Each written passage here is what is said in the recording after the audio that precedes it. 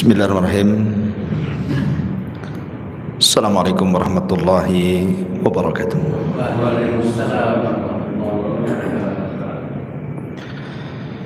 Alhamdulillah wassalatu wassalamu ala Rasulillah wa ala alihi wa sahbihi wa mawalah wa la hawla wa la quwata illa billahi wa ba'du. Alhamdulillah, segala puja dan puji hanya milik Allah subhanahu wa ta'ala. Salawat dan salam tahdiahkan kepada Rasul kita Nabi besar Muhammad sallallahu alaihi wa ala alihi wasallam. Kita lanjutkan kajian kita masih membahas Qasasul Anbiya, kisah-kisah para nabi, dan kita masuk pada kisah Nabi Allah Ilyas dan juga Ilyasa. Tetapi sebelumnya, kedua nabi ini didahului dengan kisah seorang nabi yang tidak dicantumkan dalam Al-Quran secara nama, tetapi ada isyaratnya dalam surah Al-Baqarah 243. Siapa nabi ini? Namanya Nabi Allah Hazkiel alaihi salam. Baru setelah wafatnya Nabi Allah Hazkiel, diteruskan kenabian estafetnya dengan Ilyas. Baru setelah Ilyas kemudian Ilyasa. Ma'asyiral muslimin yang dimuliakan Allah subhanahu wa ta'ala, siapa Nabi Hazkiel ini? Kenapa tersirat di dalam surat Al-Baqarah ayat 243? Ma'asyiral muslimin yang dimuliakan Allah subhanahu wa ta'ala, setelah Nabi Allah Musa alaihi salatu wassalam meninggal dunia, kemudian juga Nabi Harun meninggal dunia, maka estafet kenabian Bani Israel dipimpin oleh Yusha ibn Nun. Yusha ibn Nun itu yang menemani Nabi Musa untuk belajar kepada Khidir, yang Al-Quran tidak menyebut namanya tetapi isyaratnya ada. Wa qala Musa li fatah, dan Musa berkata kepada pembantunya. Walaupun Al-Quran tidak menyebut siapa pembantunya di sini, tapi ahli tafsir kebanyakan mereka mengatakan bahwa yang dimaksud pembantu Musa yang menemani safarnya Musa menemui Khidir itu namanya Yusha ibn Nun. Subhanallah, walaupun Yusha ibn Nun ini tidak diceritakan kecuali di sela-sela kisahnya Musa dengan Khidir, tetapi memiliki prestasi yang tidak mampu dilakukan Nabi Musa. Apa itu? Membebaskan Baitul Maqdis. Kan di zaman Musa kan tidak bisa membebaskan Baitul Maqdis, bahkan Musa meninggal di tanah perjanjian, negeri linglung, karena ketika itu Bani Israel diajak untuk berjihad, menolak. Makanya 40 tahun Allah hukum di padang pasir, tidak bisa keluar dari situ selama 40 tahun, sampai Harun meninggal, Musa pun meninggal. Setelah generasi para pengecut itu meninggal semuanya, datang generasi para pemberani. Maka Yusha ibn Nun inilah yang memimpin Bani Israel yang kemudian berhasil membebaskan Baitul Maqdis. Entah berapa lama Yusha ibn Nun memimpin Bani Israel, tetapi dijelaskan oleh Al-Imam Muhammad ibn Ishaq, seorang ahli tarikh ma'ruf, dari seorang mu'arrikhul Yahud, ahli tarikh Yahudi yang masuk Islam, namanya Wahab ibn Munabbih. Jadi ketika Yusha ibn Nun meninggal dunia, maka estafet kepemimpinan Bani Israel jatuh kepada Kalib ibn Yufanna. Setelah Kalib ibn Yufanna meninggal, barulah datang era Nabi Hazkiel. Baru setelah Hazkiel masuk era Ilyas. Setelah Ilyas baru Ilyasa, dan begitu seterusnya. Ma'asyiral muslimin yang dimuliakan Allah Azza wa Jalla, dijelaskan oleh para ulama sejarah bahwa Nabi Hazkiel ini, kenapa disebut Hazkiel itu Hazkiel ibnu Buzi, ada yang mengatakan Buzi ibnul Ajuz. Di sini ada kalimat ibnul Azuz. Ajuz itu artinya orang tua, nenek-nenek. Ya. Ada yang mengatakan karena ibunya dulu mandul, kemudian sudah tua, kemudian terus berdoa kepada Allah Subhanahu wa taala, akhirnya Allah anugerahkan anak, dan kemudian anak itu disebut ibnul Ajuz, yang kemudian disebut Hazkiel. Dan dia adalah salah seorang nabi-nabi yang Allah utus kepada Bani Israel, layaknya nabi-nabi yang lainnya, mengikuti estafet nabi sebelumnya, mendakwahkan dakwah tauhid.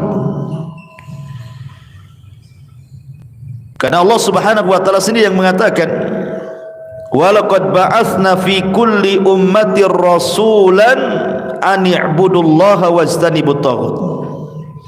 Dan tidaklah kami utus kepada setiap umat ini seorang rasul, di mana tugas mereka adalah mengatakan kepada manusia, sembahlah Allah, tauhidkan Allah, dan jauhi sesembahan selain daripada Allah alias taghut. Begitulah dakwah para nabi, termasuk juga Nabi Allah Hazkiel alaihi salam. Ma'asyiral muslimin yang dimuliakan Allah Azza wa Jalla, ada yang mengatakan bahwa Nabi Allah Hazkiel ini diutus oleh Allah Subhanahu wa taala ke sebuah negeri di Syam dan juga di Irak. Itulah daerah dakwah beliau.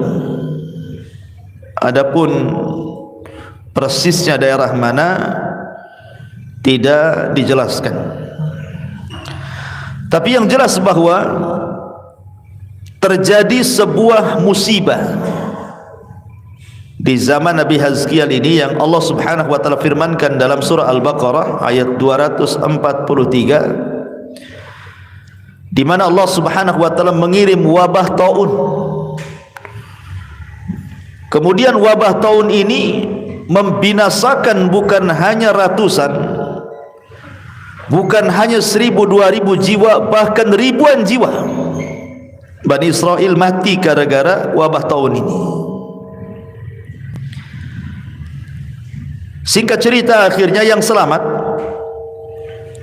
kemudian mereka menghindar dari tempat terkenanya wabah itu. Kemudian mereka mencari tempat di lembah. Rupanya seseorang yang bermaksud lari dari kematian terkena takdir kematian. Dalam bahasa para ulama, al-hadharu la yamna'ul qadara. Menghindar dari takdir terkena takdir lain, itu maksudnya. Belum tentu orang menghindar kematian dia tercegah dari takdir kematian. Seperti mamanya kemarin waktu corona, ada orang yang berusaha mamanya Anggaplah di Batam ini terjadi wabah corona. Antum pengen terlepas dari corona, keluar dari Batam. Rupanya keluar dari Batam ketabrak corona juga. Ya, mobil corona. Yang satu kena wabah corona, yang pas keluar kena tabrak corona. Itu namanya al-hadar la yamna'ul qadar namanya. Lari dari kematian tidak mencegah takdir kematian. Ya. Jadi orang-orang yang selamat ini keluar mencari tempat. Rupanya ketika di tempat itu pun mereka terkena penyakit juga. Akhirnya karena mereka merasa mereka akan mati, mereka pun berusaha mendindingi wilayah itu supaya kalau seandainya mereka mati, jasad mereka tidak dimakan binatang. Mereka membuat pagar. Betul, Allah wafatkan semuanya di situ. Akhirnya kemudian setelah berlalunya waktu, karena tidak dikubur jasad mereka di atas tanah, secara otomatis kemudian akhirnya melepuh dagingnya. Kemudian lama-lama akhirnya tinggal tulang belulang. Lah disitulah kemudian Hazkial alaihi salam lewat. Kok banyak berserakan tulang belulang di sini? Dari situlah kemudian Nabi Hazkial meminta kepada Allah agar Allah subhanahu wa ta'ala menghidupkan kembali mereka. Akhirnya Allah kabulkan, Allah hidupkan kembali mereka. Nikmat, setelah kematian Allah hidupkan lagi. Dari sinilah kisah dimulai. Allah subhanahu wa ta'ala berfirman dalam surah Al-Baqarah ayat 243. A'udzu billahi minasyaitonir rajim. Bismillahirrahmanirrahim. Alam tara ila alladhina kharaju min diyarihim wa hum ulufun hadharal maut. Tidakkah kamu memperhatikan orang-orang yang keluar dari kampung halaman mereka sedang jumlah mereka ribuan karena takut kematian? Faqala lahumullahu mutu, maka Allah subhanahu wa ta'ala berfirman kepada mereka, matilah kalian semua. Thumma ahyahum, tetapi kemudian Allah pun menghidupkan kembali mereka. Innallaha ladzu fadlin 'alan nas walakinna aktsaran nasi la yashkurun. Sesungguhnya Allah memberikan karunia kepada manusia, tetapi kebanyakan manusia tidak bersyukur. Ma'asyiral muslimin yang dimuliakan Allah Azza wa Jalla, ada sebagian para ulama, sebelum kita masuk kepada kisahnya, sebagian para ulama mengatakan bahwa Nabi Hazkial ini adalah Nabi yang dimaksud dalam surah Al-Baqarah 259. Ada Al-Baqarah 259, ada Al-Baqarah 243. Yang 259 Allah subhanahu wa ta'ala menceritakan tentang kisah sebuah negeri yang diserbu musuh sampai ambruk, sampai bangunannya rata dengan tanah. Di mana Allah mengatakan au kalladzi marra ala qaryatin wa hiya khawiyatun ala urushiha, ataukah seperti orang yang lewat ke sebuah negeri yang negeri itu hancur bangunannya sampai ke akar-akarnya, artinya bangunannya rata dengan tanah karena diserang oleh musuh itu, habis digempur gitu. Kayak sekarang nih Rusia ngelawan Ukraina gitu ya, dibombardir sana sini, akhirnya bangunan pada roboh gitu ya. Atau kita lihat Suriah tuh yang dulunya banyak bangunan yang tinggi-tinggi roboh kan, itu kena rudal gitu ya. Kemudian qala, yang lewat ini mengatakan anna yuhyi hadhihi Allahu ba'da mautiha. Mungkinkah Allah mampu mengembalikan kota yang hancur setelah kematiannya? Fa'amatahu Allahu mi'ata amin. Tiba-tiba orang yang ngomong ini Allah tidurkan 1 abad. Thumma ba'athah. Maksudnya Allah wafatkan, Allah tidurkan 1 abad, kemudian Allah bangkitkan kembali, Allah bangunkan kembali. Qala, dia pun mengatakan, dikatakan kepadanya setelah bangun, kam labista, berapa lama kau tertidur tu? Qala labistu yauman aw ba'da yaum. Oh, boleh jadi aku tidur sehari atau setengah hari, karena ketika dia tidur itu mulai zuhur, kemudian ditidurkan sampai 1 abad, dibangunkan waktu asar. Jadi seolah-olah sebentar aja dia tidur itu, padahal sudah 1 abad dia tidur kan itu. Kemudian dikatakan bal labista mi'ata amin.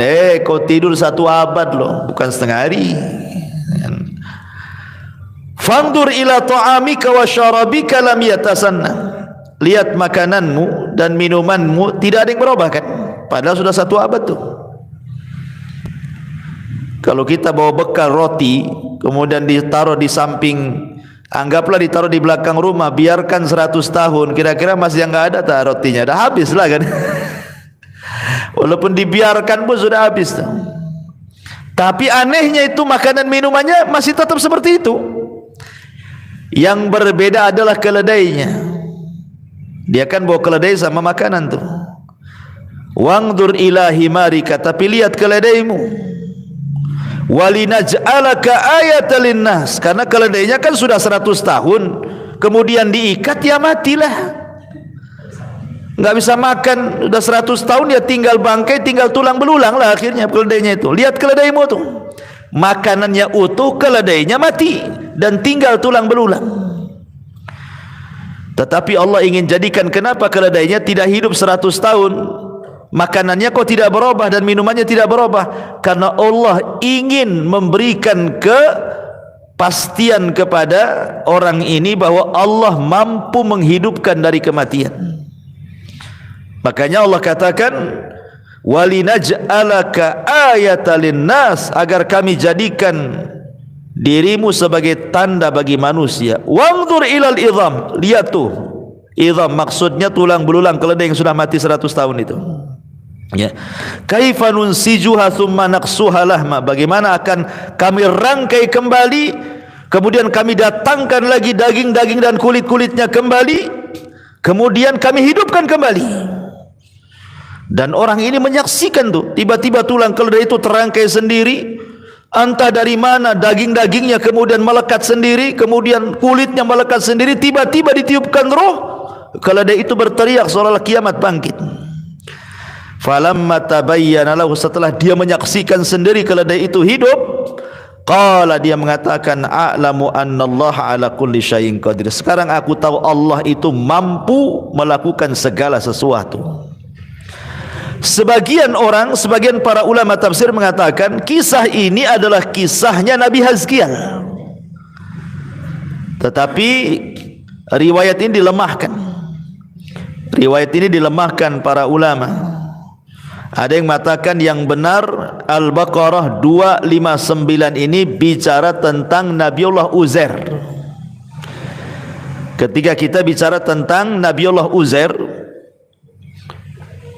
yang dituhankan orang-orang Yahudi, yang Allah katakan dalam Al-Quran, wa qalatil yahudu Uzair ibnullah wa qalatin nasara al-masih ibnullah. Berkata orang-orang Yahudi, Uzair itu anak Allah. Berkata orang-orang Nasrani, Isa itu anak Allah. Jadi yang benar Al-Baqarah 259 ini bicara tentang Uzair. Jadi kisahnya ketika Bukhtun Nasr, raja zalim, itu menyerang Palestina gara-gara kematian Nabi Allah Yahya dan juga Nabi Allah Zakaria. Akhirnya diseranglah Palestina itu oleh Bukhtun Nasr, dihabiskan sampai bangunannya rata dengan tanah. Laki-lakinya dibantai, perempuan anak-anak diperbudak, dibawa ke Babylon, Irak. Akhirnya Nabi Uzair ini lewat di situ. Tengok kota Palestina yang sebelumnya indah, ramai orang, sepi, bangunannya roboh sampai ke akar-akarnya, ke parap-parapnya. Jadi dia termenunglah nengok kota itu. Mungkinkah Allah kembalikan kota sedia kala yang dulunya ramai, ya, kemudian bangunannya ada, kok sekarang sudah rata, nggak ada orang? Mungkinkah Allah bisa mengembalikan? Ini bukan ragu-ragu Allah tidak mampu, tidak. Seperti kita membahasakan pamannya, anggaplah Suriah atau Ukraina sekarang lah yang dikempur oleh Rusia itu, satu kota hancur gitu kan. Kita berpikir mungkin nggak kembali ke semula gitu maksudnya. Itu maksudnya. Ya. Akhirnya kemudian Uzair ini oleh Allah Subhanahu wa taala saat istirahat tidur dia, rupanya enggak dibangun-bangunkan 100 tahun, 1 abad. Ya. Antum tidur 3 hari saja bangun dah haus tuh kan. Ya. Pas bangun dia kaget, rupanya kotanya sudah ramai lagi gitu maksudnya. Kotanya itu sudah ramai lagi, sudah banyak, sudah ada kehidupan lagi gitu kan. Kemudian sebelum dia melihat kotanya hidup kembali, Allah perlihatkan bagaimana Allah bisa menghidupkan keledai dari kematian. Begitu juga Allah bisa hidupkan kota yang mati. Kan? Akhirnya keledainya dia ikat, dia tidur, makannya ditaruh di sebelah, kemudian 1 abad dia tidur. Pas bangun, makanannya tadi berubah, keledainya pula yang berubah. Sudah mati, tinggal tulang-tulangnya itu. Akhirnya Allah hidupkan keledai itu di hadapan Uzair. Maka ketika betul-betul dihidupkan, tidak ada yang mustahil bagi Allah. Innallaha ala kulli syai'in qadir. Jadi kisah Al-Baqarah 259 ini bukan kisahnya Hazkiel, tetapi kisahnya Uzair. Tetapi Al-Baqarah 243 inilah baru berkisah tentang kisahnya Hazkiel. Nabi Allah Hazkiel alaihi salam. Alam tara ila alladzina kharaju min diyarihim wa hum ulufun hadaral maut. Tidakkah kamu lihat, memperhatikan orang-orang yang keluar dari kampung halaman karena terkena wabah taun? Jumlah mereka uluf. Uluf ini beda dengan alaf. Ya, alaf itu jamannya alfun. Alfun itu artinya 1000. Kalau alaf banyak ribu, kalau uluf ribu-ribu gitu maksudnya bahasa Arabnya. Ya. Negeri yang terkena wabah itu bukan hanya 1000, 2000, ribuan. Sampai-sampai dijelaskan jumlah mereka itu oleh sebagian para ulama seperti Abdullah ibn Abbas radhiyallahu anhuma mengatakan kanu arba'atu alaf, yang keluar itu sampai 4000. Yang lain mengatakan tis'atu alaf, 9000. Yang lain mengatakan arba'ina alfan, 40.000. Yang lain mengatakan arba'una alfan, sab'una alfan, 70.000. Yang lain mengatakan asyratu alaf, 10.000. Intinya kan lebih daripada 1000. Yang paling sedikit Abdullah bin Abbas mengatakan 4000. Yang paling banyak mengatakan 70.000. Jadi kejadiannya begini. Jadi ada sebuah negeri namanya Darwadan, terkena wabah taun. Apa penyebab wabah taun ini? Ada yang mengatakan bahwa karena Bani Israel itu ketika diajak jihad tak mau. Mereka nggak mau jihad. Sebelumnya mereka sudah semangat mau jihad, setelah tiba waktunya tak mau pula mereka. Dari situlah Allah Subhanahu wa taala azab mereka. Allah turunkan penyakit taun. Ribuan orang mati karena taun. Akhirnya kemudian yang selamat ini, yang masih hidup, kemudian mereka pun keluar. Sebagian mereka keluar, sebagian mereka bertahan. Lah yang keluar ini, setelah kemudian taun ini diangkat, mereka pulang, rupanya selamat. Kemudian sebagian yang lain mengatakan nanti kalau terjadi taun lagi, kita pun akan keluar supaya selamat seperti mereka. Betul-betul Allah kirim lagi wabah kedua kalinya.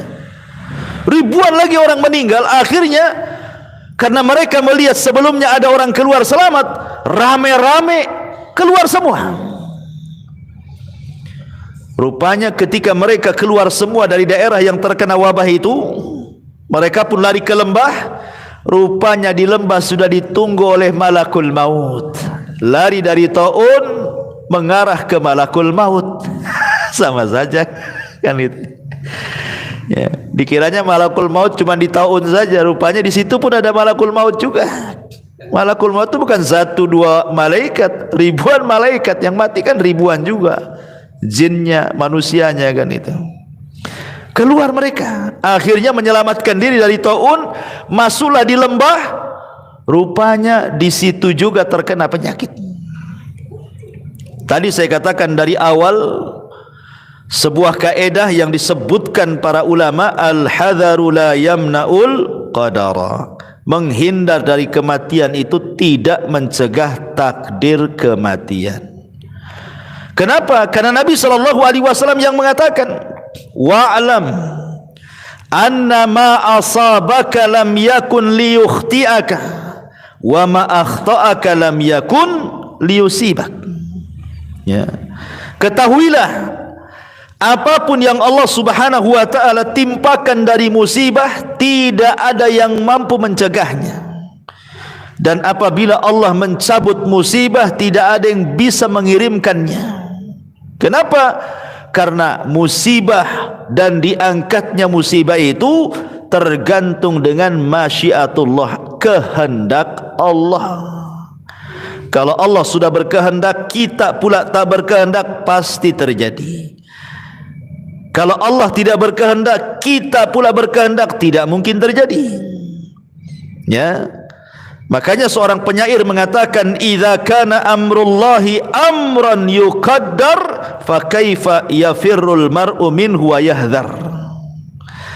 Seorang penyair mengatakan, apabila urusan Allah sudah ditakdirkan, tidak mungkin seseorang lari dan menghindar, pasti terkena.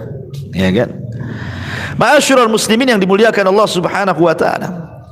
Akhirnya kemudian mereka kan sudah ini yang menyelamatkan diri ini, wah ini rupanya lari dari mereka, kita pun terkena penyakit lain pula di sini. Mereka takut kalau kematian mereka tidak diurus jasadnya. Takut dimakan binatang-binatang kan. Akhirnya sepakat mereka untuk membuat pagar. Gak apa-apalah mati, tapi jasad mereka tetap terjaga, tidak dimakan binatang. Kemudian dipagari itu daerah itu. Akhirnya satu persatu mereka mati, dan tidak ada yang tersisa satupun, baik di negeri yang terkena wabah mati dengan taun, ataupun yang menyelamatkan mati dengan yang lain. Enggak tersisa, enggak ada orang lagi. Jadi ketika Nabi Hazkiel kemudian datang, dia mau dakwah sama siapa? Manusia sudah enggak ada. Yang situ mati dengan taun gitu ya, yang ini mati pula dengan yang lain. Mau berdakwah sama siapa? Enggak ada orang. Ya. Akhirnya kemudian Nabi Hazkiel alaihi salatu wassalam ini berdoa kepada Allah Subhanahu wa ta'ala. Apa doanya? Disebutkan oleh sebagian ahli tafsir ketika memberikan catatan kepada ayat ini. Jadi Nabi Hazkiel alaihi salatu wassalam kemudian mengatakan, ya Allah, ya Rabb, kuntu fi qaumin yahmadunaka wa yusabbihunaka wa yuqaddisunaka wa yukabbirunaka wa yuhallilunaka fabaqitu wahidan la qaumali. Ya Rabb, dulu aku di tempat ini adalah beberapa kaum itu yang memuji kamu, bertasbih kepadamu, membersihkan namamu, membesarkan namamu, mengesahkan dirimu. Sekarang aku tinggal sendiri, enggak ada kaum lagi katanya. Karena mati semua masalahnya kan gitu ya. Aku sendirian di sini sekarang. Fa'auhallahu ta'ala ilaihi anni ja'altu hayatahum ilaika. Maka Allah wahyukan kepadanya, Allah akan janjikan Allah hidupkan kembali mereka.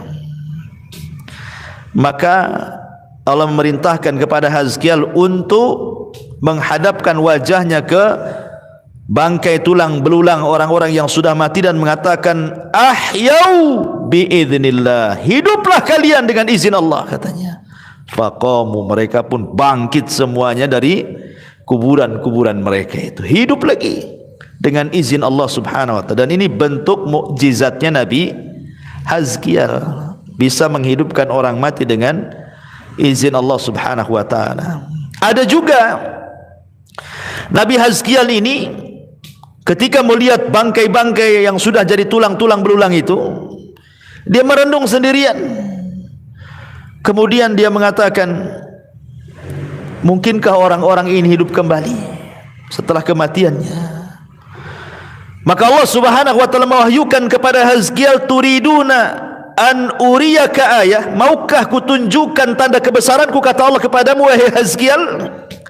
Kata Hazkiel, na'am, ya. Maka Allah pun hidupkan kembali mereka.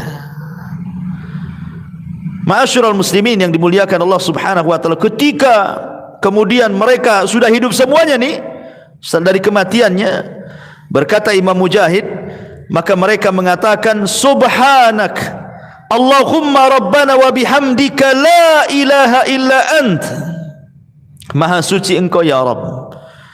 Ya Rabb, kami memuji dirimu bahwa engkau tidak ada sesembahan yang berhak disembah kecuali engkau. Akhirnya kemudian mereka pun hidup kembali dan beriman kepada syariatnya Hazkiel, dan mereka pun kemudian mau diajak apapun oleh nabinya, jihad ayo, semua ayo, udah sadar mereka, ya kan. Tetapi ikhwatu fiddin muliakan Allah Subhanahu wa ta'ala, memang sunnatul kaun. Bani Israel itu umumnya kalau nabinya sudah meninggal, maka mereka kufur lagi. Bahkan sebagian mereka belum lagi nabinya meninggal, mereka bunuh nabinya malah. Mereka dustakan ajarannya, mereka bunuh nabinya, seperti yang terjadi kepada Yahya dibunuh, Zakaria dibunuh. Masih baik Nabi Hazkiel mereka nurut karena dia yang berdoa kepada Allah untuk menghidupkan mereka. Bersyukur mereka hidup dari kematian, itu kan bersyukur ya ikhwan. Ya, orang bisa hidup dari kematian lagi kan bersyukur sekali itu. Akhirnya kemudian Nabi Hazkiel entah berapa waktu tinggal bersama Bani Israel. Muhammad ibn Ishaq seorang pakar sejarah mengatakan, lam yadhkur lana muddata labthihi Hazkiel fi Bani Israel, tidak disebutkan kepada kita berapa lamanya tinggal Hazkiel di Bani Israel. Tetapi ketika Allah Subhanahu wa ta'ala cabut nyawa Hazkiel ini dan lamanya waktu, mereka pun kembali melakukan kesyirikan. Kemudian mereka menyembah berhala namanya Ba'lan. Ini Hazkiel meninggal, kemudian semakin jauh dari kenabian, maka mereka pun kufur kembali, sehingga Allah katakan, atad'una Ba'lan wa tadaruna ahsanal khaliqin, patutkah kamu menyembah Ba'lan dan kamu tinggalkan sebaik-baik pencipta? Ketika mereka mulai melakukan kesyirikan lagi, menyembah berhala namanya Ba'lan, disinilah Allah utus Nabi Ilyas. Ya, bagaimana kisah Ilyas ini? Tunggu minggu depan. Sekarang kita ambil hikmah dari pelajaran Nabi Hazkiel ini. Bicara tentang taun, ikhwan, dalam Islam pun pernah terjadi taun. Lalu apa bedanya taun yang ditimpakan kepada Bani Israel dengan taun yang ditimpakan kepada kaum muslimin? Aisyah ummul mukminin radhiyallahu anha, dia pernah bertanya kepada Nabi SAW tentang taun. Maka Nabi SAW menjawab, innahu kana adzaban yab'athuhu Allahu ala man yasha. Taun adalah azab yang Allah utus kepada siapapun sekehendaknya. Taun ini adalah jundun min junudillah, dia tentara di tentara Allah, bisa membinasakan kapanpun sesuai kehendak Allah. Faja'alahu rahmatan lil mu'minin, tetapi taun bagi orang-orang yang beriman adalah rahmat, bukan azab. falaysa min rajulin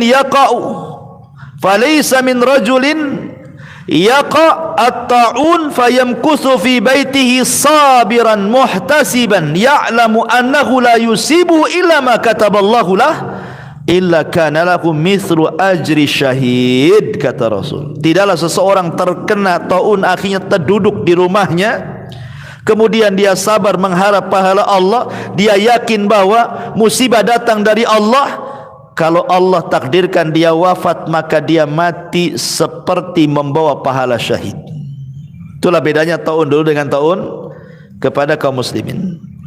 Cerita taun, ikhwan, ma'asyiral muslimin yang dimuliakan Allah Azza wa Jalla, di zaman Umar bin Khattab itulah pertama kali terkena wabah taun. Di zaman ketika khilafah Umar Ibn Khattab, ketika Umar menyerang Baitul Maqdis. Jadi ketika Umar menyerang yang disebut dengan perang Qadisiyah itu, lah di antara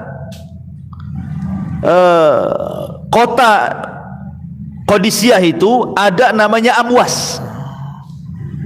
Lah Umar bin Khattab mengutus pasukan banyak untuk menyerbu kota Amwas, dipimpin oleh Abu Ubaidah ibnul Jarrah. Abu Ubaidah ibnul Jarrah. Allah takdirkan belum sampai ke kota mau diserbu itu, rupanya kota itu terkena wabah taun. Ya. Akhirnya kemudian pasukan terpecah jadi dua, mau menyerbu atau balik, karena ada taun di situ masalahnya. Akhirnya kemudian orang-orang karena tidak ada pengetahuan, masing-masing beristihad. Sebagian mereka kemudian datang kepada Umar bin Khattab radhiyallahu anhu sebagai khalifah, meminta saran, gimana nih, apa kita masuk kota? Kalau masuk kota ada taun di situ, atau kita tidak menyerbunya, cukup dari luar aja kita lempari panah, kan itu. Maka pendapat Umar bin Khattab berbeda pula dengan pendapat Abu Ubaidah ibnul Jarrah. Pendapat Umar, sebaiknya jangan masuk, ini wabah, jangan masuk. Ya. Abu Ubaidah ibnul Jarrah menolak dan mengatakan tetap masuk. Bahkan mengatakan kepada Umar bin Khattab radhiyallahu an perkataan yang sangat keras gitu, afiraran min qadarillahi ya amiral mu'minin. Wahai amiral mu'minin, apakah engkau akan lari dari takdir Allah? Soal penyakit biarkanlah penyakit, tetap kita serbu, enggak ada urusan dengan penyakit, katanya. Maka Umar mengatakan, kalau bukan dirimu yang bicara, katanya, sudah kupukul kamu. Nasib baik yang bicara Abu Ubaidah ibnul Jarrah, aminu hadil ummah, orang yang dibawa Abu Bakar ketika setelah wafatnya Rasul. Baiatlah dua orang ini, Umar atau Abu Ubaidah. Ya tentu Umar menghormati. Kalau bukan karena engkau yang ngomong, katanya, oh sudah habis bahasanya, itu ya, kata Umar itu. Akhirnya Umar pun beristihad. Tetapi ketika terjadi silang pendapat ini, datanglah Abdurrahman ibn Auf menengahi. Karena pasukan terbagi dua nih, ada yang ikut Amirul Mukminin Umar bin Khattab, ada yang pasukan yang ikut dengan Abu Ubaidah, tetap ingin nyerang, kan gitu ya. Karena sudah sampai masalahnya jauh-jauh ke sini, masa mau balik, kan itu. Udah rugi modal lah, kan itu. Jadi kata Abdurrahman ibn Auf, aku mendengar Nabi SAW bersabda, katanya. Kata Abu Ubaidah ibnul Jarrah, aku mendengar Nabi SAW bersabda, apabila turun sebuah wabah ke sebuah kaum, maka yang di luar jangan masuk, yang di dalam jangan keluar. Kata siapa? Abdurrahman ibn Auf, kan itu. Jadi apabila sebuah wabah, idza sami'tum bihi bi ardin, kata Rasul, apabila kalian mendengar di sebuah daerah itu terkena wabah, fala taqdumu alaihi, jangan masuk ke wilayah itu. Wa idza waqa'a bi ardin wa antum biha fala takhruju firaran minhu. Tapi kalau engkau ada di dalamnya, jangan coba-coba keluar. Karena ingin lari dari tempat itu sama dengan menyebarkan penyakit ke tempat lain, gitu maksudnya. Kata Umar bin Khattab, alhamdulillah. Kenapa? Karena pendapat dia sama dengan hadis Nabi. Begitulah Umar yang disebutkan oleh Nabi SAW, kebenaran yajri ala lisanihi wa qalbi, berjalan di atas lisan Umar dan hatinya Umar. Karena Umar itu mulham, pendapatnya kadang-kadang turun wahyu. Orang cerdas Umar ini. Tetapi kemudian akhirnya sebagian pasukan ditarik. Abu Ubaidah ngotot, tetap menyerang. Ya. Tetapi ditaklukkan kota itu akhirnya. Rupanya Umar bin Khattab khawatir dengan Abu Ubaidah ini. Bagaimanapun itu pahlawan dia yang menggantikan Khalid ibn Walid. Umar mengirim surat suruh pulang. Tetapi Abu Ubaidah tidak mau. Bahkan Abu Ubaidah mengatakan, aku tidak mau meninggalkan tentara-tentaraku, katanya. Sebab itulah Abu Ubaidah ibn al-Jarrah pun Allah takdirkan mati kena taun. Kemudian diganti oleh Mu'adh bin Jabal, mati juga kena taun. Sampai-sampai para sahabat yang meninggal taun itu, subhanallah, bukan hanya 10, 20, 100, 200, ribuan para sahabat mati kena taun. Ya, termasuk Abu Ubaidah bin al-Jarrah, satu keluarga. Mu'adh bin Jabal, satu keluarga. Akhirnya kepemimpinan jatuh kepada Amr bin As. Amr bin As membawa orang-orang yang selamat ke atas bukit. Sampai kemudian penyakit taunnya hilang, baru mereka turun lagi. Ya. Ma'asyiral muslimin yang dimuliakan Allah Subhanahu wa taala, dari sini ikhwan, bahwa taun ini juga pernah terjadi beberapa kali dalam dunia Islam itu. Tahun 18 Hijriah di masa Umar terjadi taun Amwas. Tahun 69 Hijriah terjadi taun Al-Jarif namanya. Ada kisahnya tuh.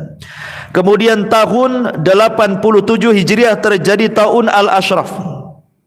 Kemudian tahun 131 terjadi taun Muslim ibn Qutaibah. Dan juga setelahnya pada Bani Abbasiyah juga terjadi taun, dan sebelah barat Islam juga terjadi taun. Jadi taun itu terulang di zaman itu. Ya, tapi alhamdulillah taun ini terputus, tetapi Allah kirim wabah yang lain. Ya, di negeri kita ini macam-macam wabah itu. Dari mulai flu burung gitu ya, sampai kepada corona. Corona sendiri banyak anaknya. Macam-macam anak corona tuh. Ya. Sampai yang terakhir XBB itu anaknya tuh. Ya kan, macam-macam anak corona. Jadi memang subhanallah ya. Tapi begini ikhwatu fiddin yang ingin saya sampaikan tentang masalah wabah ini. Allah Subhanahu wa taala mengatakan dalam Al-Baqarah 155, wala nabluwannakum bi syai'im minal khaufi wal ju'i wa naqsim minal amwali wal anfusi wath thamarat. Dan kami akan uji kalian dengan sesuatu dari perasaan takut, lapar, kekurangan harta, kematian jiwa, hilangnya buah-buahan, dan begitu seterusnya. Artinya bahwa sunanul kaun, sesuatu yang pasti berlaku, pasti setiap manusia itu akan diuji oleh Allah Azza wa Jalla. Lah salah satu ujiannya adalah dengan ditimpakan wabah ini dan ditimpakan bala.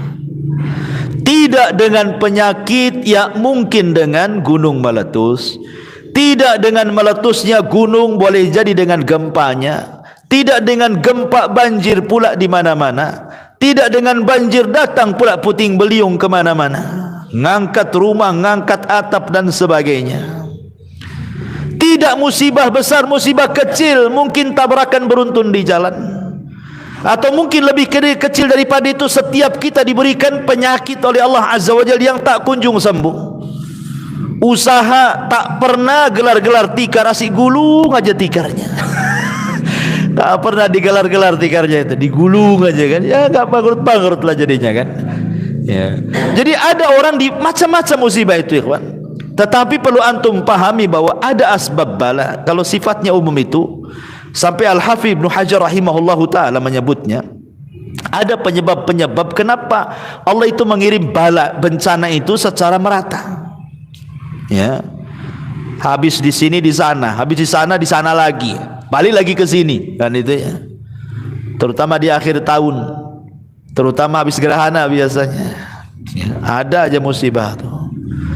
Al-Hafidz Ibnu Hajar mengatakan min asbab jalbil bala wa khassi minha, min asbabi jalbil bala'i wa khassi minha az-zina li'annahu a'dhabuha fi dhalik. Sebab seseorang itu atau bala itu menimpa di mana-mana, secara khusus karena banyak tersebar perzinahan. Itu penyebab terbesar. Ya, maksiat secara umum itu menyebabkan bala, mengundang bala. Tapi secara khusus masalah perzinahan, ya, itu paling cepat mengundang bala. Makanya kata Imam Al-Qurtubi rahimahullahu taala, dia mengatakan setiap negeri itu pasti akan terkena bala. Setiap negeri, bukan Indonesia saja, Malaysia, macam-macam negeri pasti ada kena balanya. Ya. Dan Imam Qurtubi mengatakan fa ahluha ma'sumuna minal bala bi arba'atin. Kalau seandainya orang itu melakukan 4 perkara, kata Imam Al-Qurtubi, maka negara itu akan aman dari bala, katanya. Apa 4 perkara itu? Pertama, imamun adilun la yadhlim. Pemimpinnya adil, tidak zalim. Kalau pemimpin negaranya adil, tidak pernah menzalimi rakyatnya, maka negeri itu makmur. Yang kedua, alimun ala sabilil huda, dan para ulamanya mereka mengajak manusia untuk masuk kepada petunjuk Allah. Jadi para ulamanya betul-betul menghendaki hidayah bangsa ini. Kemudian yang ketiga, wa masyayikhu ya'muruna bil ma'ruf wa yanhauna 'anil munkar wa yuharriduna 'ala talabil ilmi wal Qur'an. Sementara para masyayikhnya, para ustad-ustadnya, para duatnya terus gencar mengajak manusia kepada kebaikan, mencegah dari kemungkaran, dan menganjurkan manusia untuk talabul ilmi dan belajar Quran.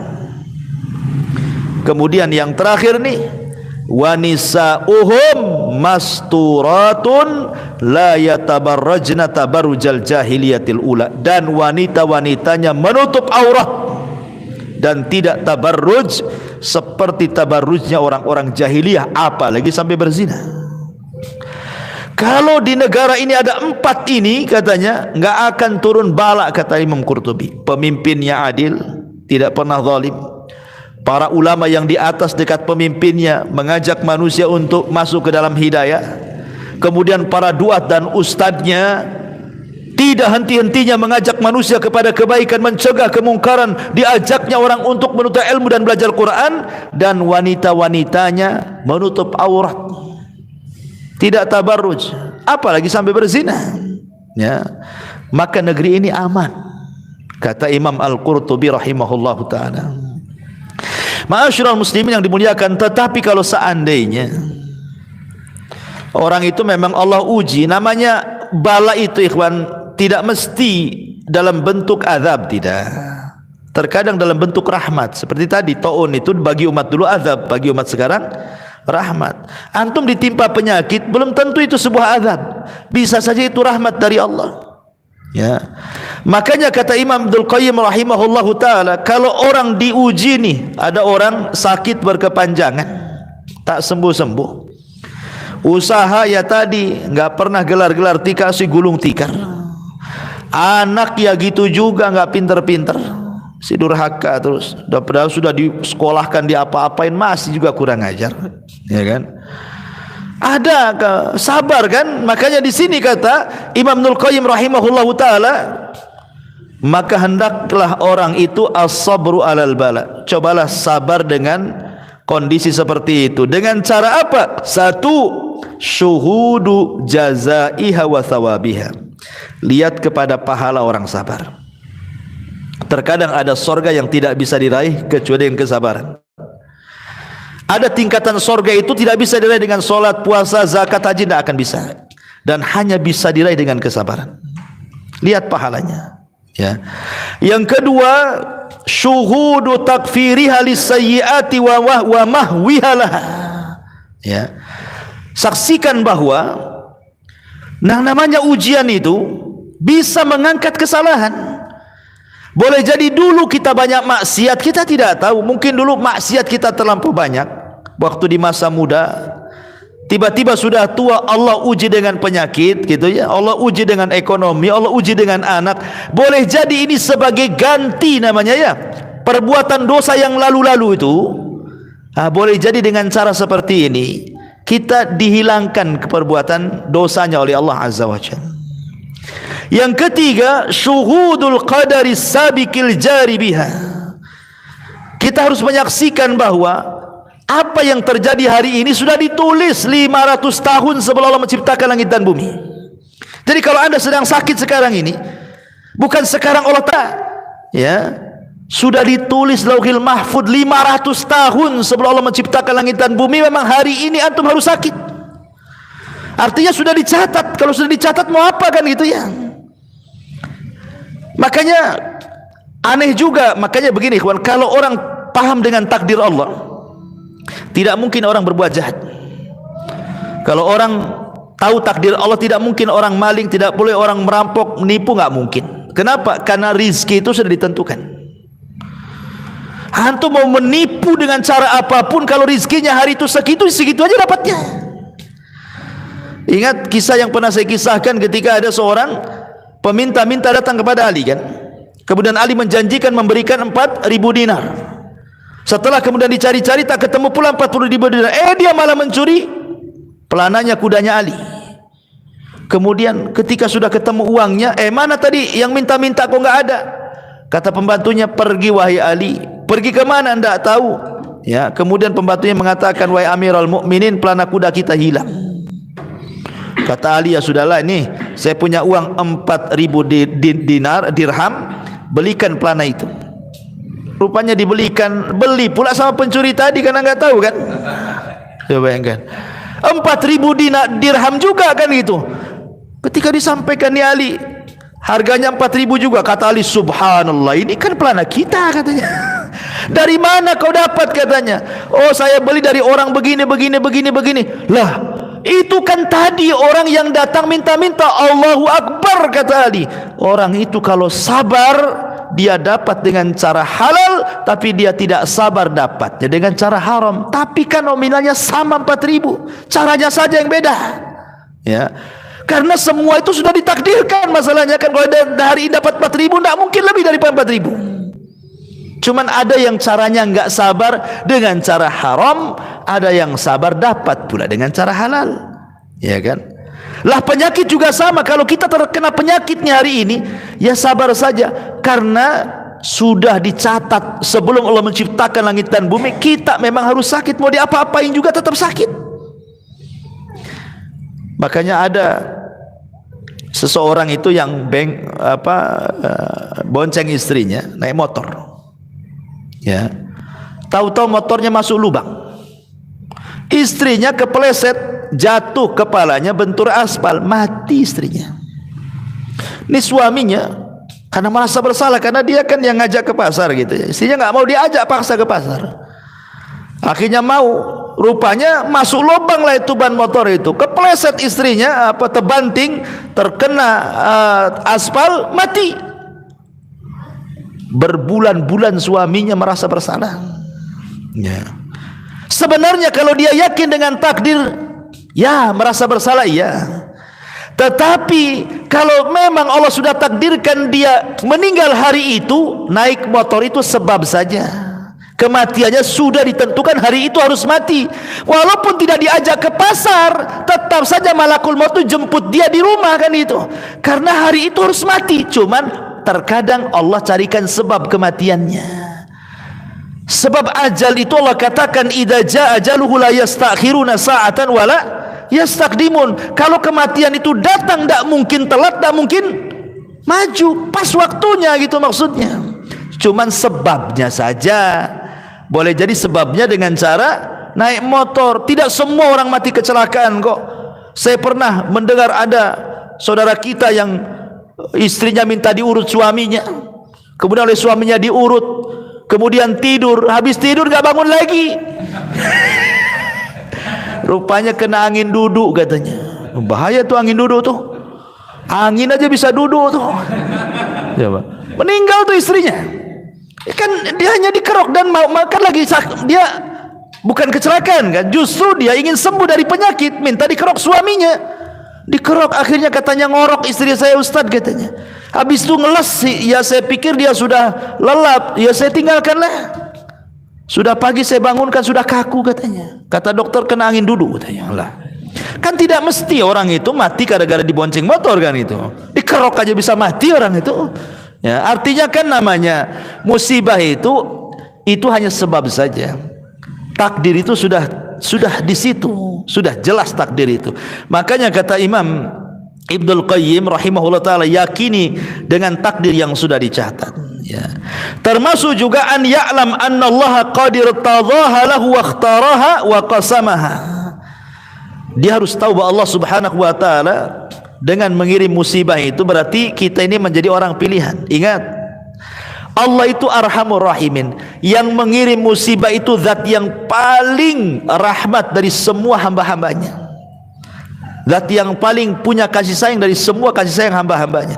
Tidak mungkinlah Allah mengirim zat yang maka kasih sayang di luar kemampuan hambanya. Tidak. Mustahil Allah itu mengirim musibah di luar kemampuan kita, mustahil. Cuman terkadang, sering saya katakan, kita ini di hadapan musibah terkadang sudah kalah sebelum perang.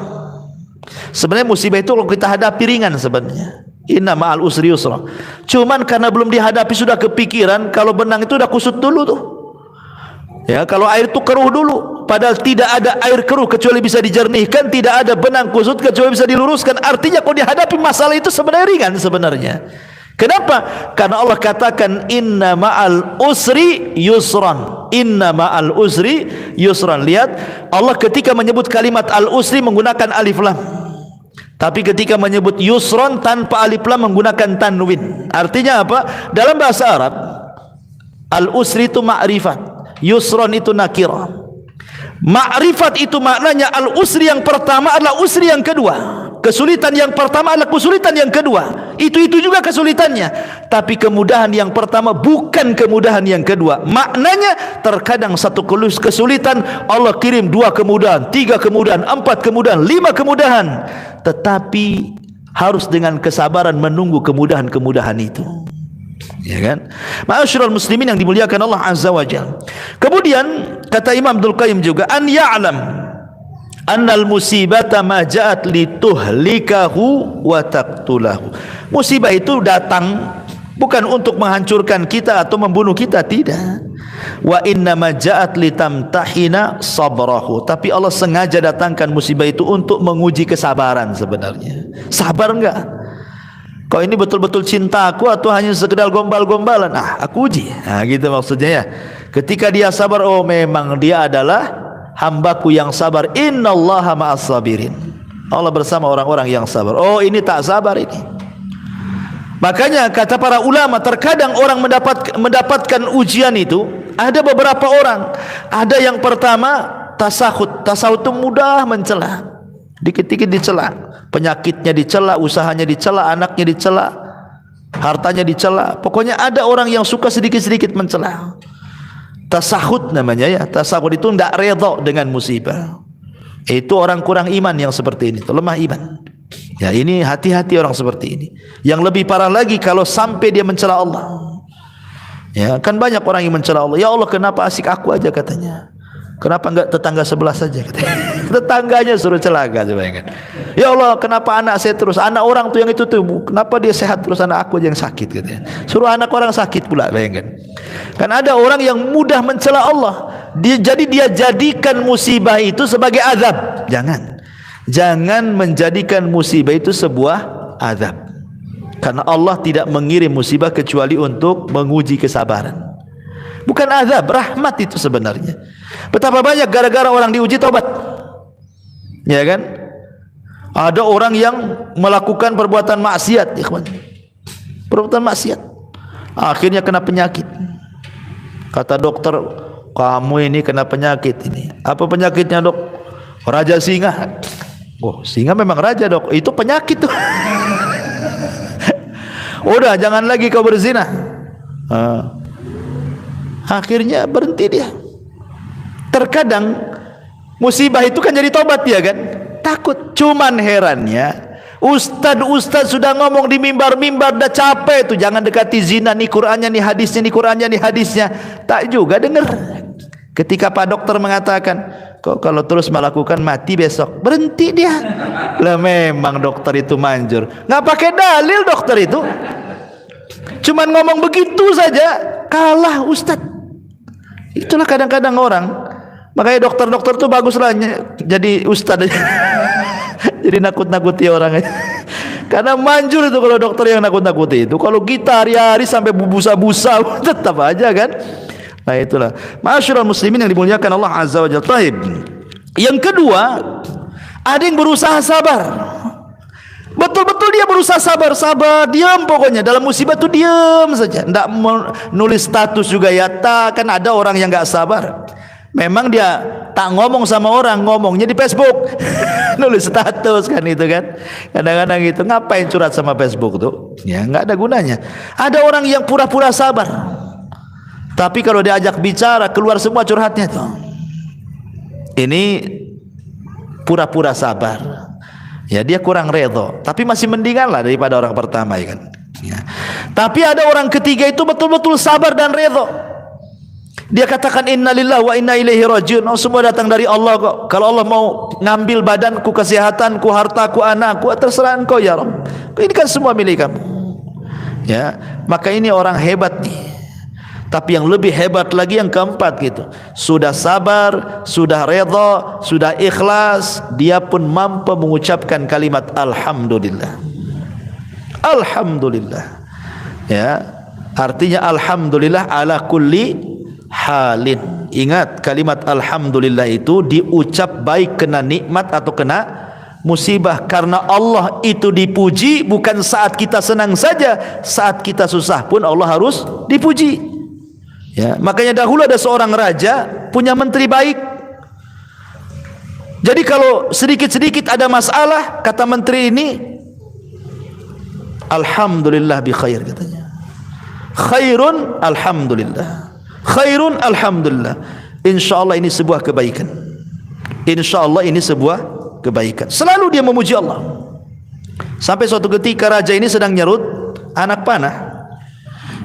Sampai pisau tuh. Akhirnya mungkin pisaunya ketajaman, yang diserut bukan anak panahnya, jarinya pula disebut. Yang diserut patahlah satu ruas. Ya kan? Jadi nggak cantik lagi kan raja ini. Nah, jarinya hilang satu. Kata menterinya, khair insyaallah. Alhamdulillah ala kulli hal katanya. Ya, itu mungkin sebuah kebaikan untuk wahai raja. Malah raja dibilang gitu. Bukannya ditolong malah dibilang mungkin itu sebuah kebaikan untukmu katanya. Ya. Akhirnya raja marah, penjarakan menteri ini, kurang ajar katanya. Masa aku kena serut, dia bilang alhamdulillah katanya. Kan gitu. Masuklah sel si menteri itu. Raja dulu itu kalau punya kesenangan hobi bukan kayak raja-raja zaman sekarang. Jalan-jalan ke Australia, ke mana, ke pantai. Nggak, raja dulu itu berburu, ya kan? Kesenangannya kan orang-orang dulu raja-raja itu berburu ke hutan, gitu ya. Rupanya dia keluar batas hutan wilayah dia, masuk ke wilayah hutan orang. Di situ banyak orang primitif yang sedang menyembah berhala dan sedang butuh korban untuk dikorbankan kepada berhalanya. Akhirnya kemudian ketangkaplah sang raja. Wah, raja beda kulitnya, ya beda dengan prajuritnya. Raja banyak duit, ya sauna, salon kan itu ya, namanya raja kan itu, glowing, beda dengan yang lainnya. Ini mantap ini kalau dikorbankan, ini senang berhala katanya kan.